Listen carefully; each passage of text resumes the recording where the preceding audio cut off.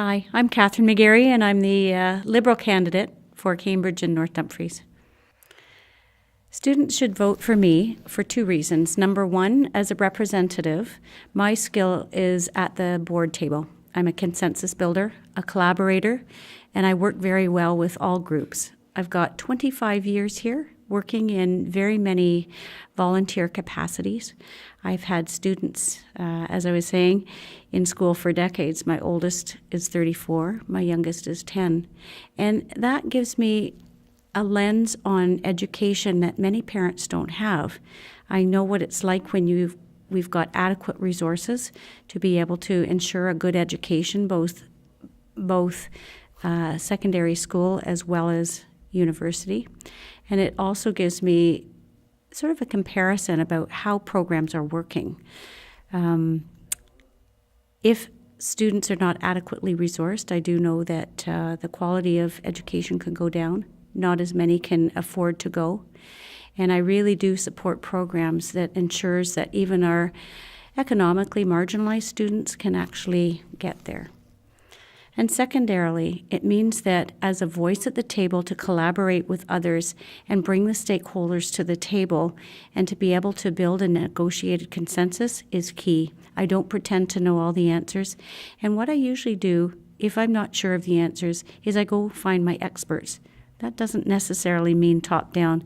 It means going out to the students, going out to the folks that have done a lot of the thinking and come up with ideas and programs that could be used in the future. I do know in the 90s when we had the Conservative government in who failed to be able to provide more resources and more post-secondary spaces for the students that were coming out, the grade and 12s that were the double cohort. Without the increase in spaces, many of those students were unable to go to university right away, and many ended up not going back. But it also means that the Ontario Liberal government coming in had to make up time. They had to make up spaces, and they have actually contributed a lot to post-secondary education. They have expanded undergraduate spaces in both colleges and universities, and recently we've been expanding the apprenticeship program. We've actually initiated and brought in the 30% off tuition for eligible students, and that means low income as well as middle class students are often eligible. We did help another 235,000 students to be able to afford university.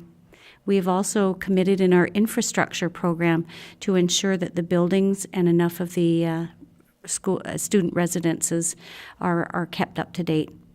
And we commit going forward to continuing to try and make as many students eligible as possible for post-secondary education. We have a great program that we initiated called the Ontario Youth Jobs Strategy back in October 2013. And what that means is that there's several different areas that students can take advantage of this. It is targeted on the students leaving university.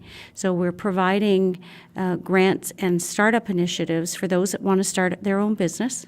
And we have a great hub for IT jobs in Waterloo in particular. And many students have already taken advantage of that to start their own businesses. We've also got more work experience programs to get people out from university and working for 6 months so that when they go to apply for more jobs, they've already got experience.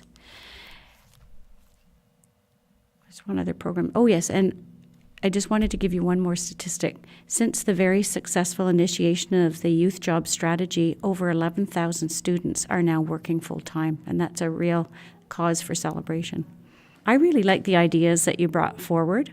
I know that we are committed in this latest budget that was turned down by the PC and NDP government, and we have committed to doing that.